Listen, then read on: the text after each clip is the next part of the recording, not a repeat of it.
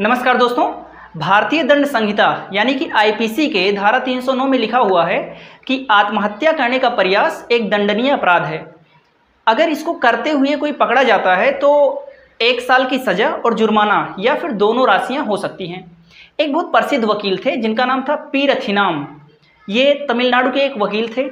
1994 की बात है। ये चले गए सुप्रीम कोर्ट और इन्होंने सुप्रीम कोर्ट से कहा कि भाई ये क्या बात है, अगर भारत का संविधान हमें पूरे भारत में अबाध रूप से घूमने का अधिकार देता है, मतलब कि मैं चाहे पूरे भारत में घूमूं या ना घूमूं, हमारा संविधान हमें अपनी इच्छा अनुसार व्यापार करने का भी अधिकार देता है। इसका मतलब क्या हुआ कि हम व्यापार करें या फिर ना करें। ऐसे ही हमारे संविधान का अनुच्छेद 21 कहता है जीवन जीने का अधिकार। प्रत्येक मनुष्य को जीवन जीने का अधिकार भी देता है, अर्थात हम जिएं या फिर ना जिएं। दूसरी बात यदि कोई महिला है, आप सोच कर देखिए, यदि कोई महिला है वो अपने पति से बहुत ज़्यादा परेशान होकर आत्महत्या करने की कोशिश करती है और वो बच जाती है, इस पर आप उसे पकड़कर जेल में ठूस दे रहे हैं और उस पर जुर्माना लगा दे रहे हैं। अब सोचिए, वो महिला जो अपने पति पर निर्भर है और उसी पति से परेशान होकर वो आत्महत्या करने की कोशिश कर रही थी, वो जुर्माने की राशि कहाँ से देगी?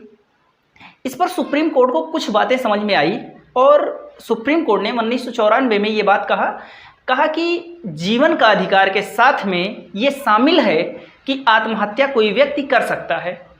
और सरकार से इसने कहा कि आप धारा 309 को संविधान संशोधन करके हटा दीजिए, आईपीसी से, भारतीय दंड संहिता से 309 को हटा दीजिए, जो कि आत्महत्या के प्रयास को अपराध घोषित करता है। ऐसा सुप्रीम कोर्ट ने कहा। इसके बाद में 1996 में फिर से एक केस हुआ। वो केस था ज्ञान कौर वर्सेस पंजाब राज्य का। और इस केस में सुप्रीम कोर्ट ने कहा कि देखिए, प्रकृति ने हमें जीवन दिया है तो जीवन लेने का अधिकार प्रकृति को ही है। किसी व्यक्ति को अपना जीवन समाप्त नहीं करना चाहिए, यानी कि जीवन जीने पर जोर दिया गया। इसके बाद में अरुणा रामचंद्र नाम की एक महिला थी, ये सुप्रीम कोर्ट में पहुंची। 2011 का केस है ये। और Aruna Ramchandra versus union of India, यानी कि भारत संघ का मामला के नाम से इसे जाना जाता है। 2011 का ये केस है।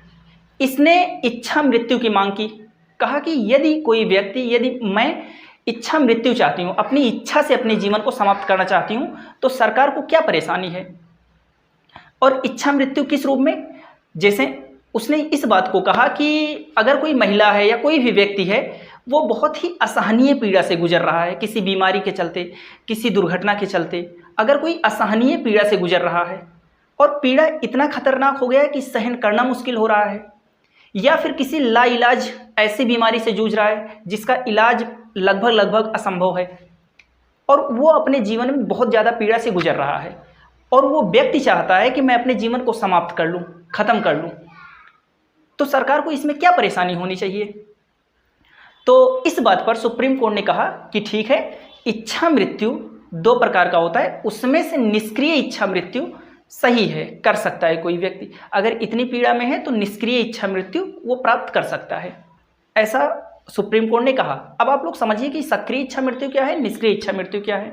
जैसे कोई व्यक्ति बहुत असहनीय पीड़ा से गुजर रहा है, अस्पताल में है, और अगर उसने इच्छा व्यक्त की कि वो मृत्यु को प्राप्त करना चाहता है, वो मरना चाहता है, और फिर डॉक्टरों ने क्या किया, जहरीली दवाएं देकर या बलपूर्वक किसी तरह से उसके जीवन को समाप्त कर दिया, तो इसको कहेंगे कि उसे सक्रिय इच्छा मृत्यु दिया गया।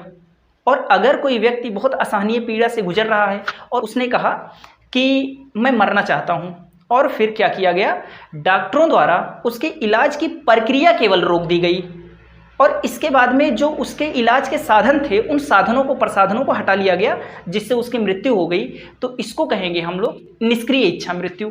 से अभी की स्थिति क्या है, भारत सरकार ने आज तक आईपीसी, जिस समय मैं वीडियो बना रहा हूँ इस समय तक, अभी तक आईपीसी का धारा 309 खारिज नहीं किया है। मतलब कि कोई भी व्यक्ति अपना जीवन समाप्त करने की कोशिश करेगा तो ये अपराध है, और इस पर चर्चा चल रही है। हमारी नई विधि आयोग जो 2014 में बनी थी, उसने भी सिफारिश किया था कि आईपीसी की धारा 309 को हटा देना चाहिए, निरस्त कर देना चाहिए, और ये कर देना चाहिए कि जो आत्महत्या है ये अपराध नहीं है।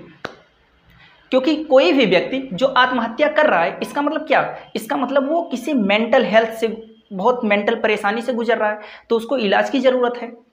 इसी बात को ध्यान में रखते हुए मानसिक स्वास्थ्य अधिनियम 2017 बनाया गया और उसमें ये किया गया कि अगर कोई व्यक्ति वो आत्महत्या करता हुआ अगर पकड़ा जाता है तो ये मान लिया जाएगा कि वो मानसिक रूप से बहुत डिस्टर्ब चल रहा है और उसे सज़ा न देकर उसका मानसिक चिकित्सक के पास उसे देखभाल करवाया जाएगा और उसे मानसिक रूप से ठीक का कोशिश किया जाएगा।